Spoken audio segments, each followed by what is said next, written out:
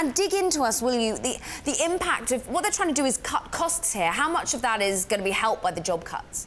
So Fitbit said they wanted to reduce operating expenses in 2017 by $200 million. Now they're eliminating 6% of the workforce, and if you run through the math, that's just a relatively small proportion of that $200 million.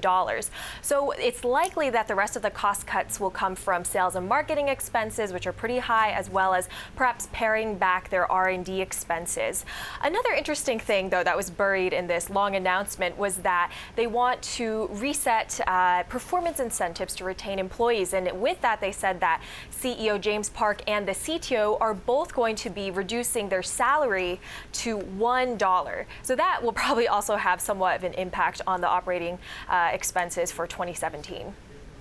Certainly will. The work coming cheap. But Selina, we actually spoke to James Park a little bit back ago at the CES. And what's so odd is he sounded so optimistic. Have a listen. Our preference is to compete and win in the marketplace, and I think our numbers clearly show that. We're number one in, again, almost every country that we're competing in. Big talk, how it seems that they're having to unwind that at the moment. Is this a Fitbit problem? Is this a wearables problem? Not surprised he was talking the big talk at CES, but yes, you're right. This is not just a Fitbit problem. This is definitely a secular decline. The global fitness band has experienced a slowdown recently, and we've seen companies from Jawbone, Pebble, Microsoft, Nike, they've all really struggled to gain traction in this fitness band market. Fitbit is still the market leader in this industry. They are, as you mentioned earlier, facing increasing competition from the high cost end, from Apple, and also from the lower cost end, from the Chinese manufacturers. And we saw from last quarter that they really struggled to gain traction in China. This is a big market for them, but they haven't really hit the spot there. Asia Pacific has definitely struggled with declining sales.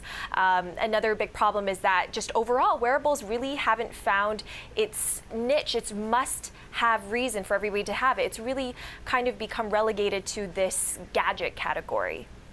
And Selina, they have been trying to pull it other ways, perhaps, to make this more omnipresent. They're going into relationships with insurers. I mean, give us your idea of where they go from here. How can they salvage this?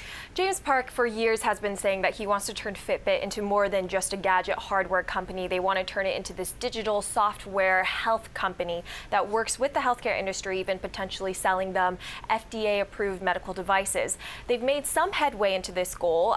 They have a corporate wellness program, but remember that's only about less than 10% of revenue. They've also been cutting other deals with players in the healthcare industry. But in the more immediate future, they need to execute on their strategy of diversifying their revenue stream. They are looking to expand into smartwatches. They've acquired startups like Coin, Pebble, and Vector, and the goal is to integrate some of those assets into their new product.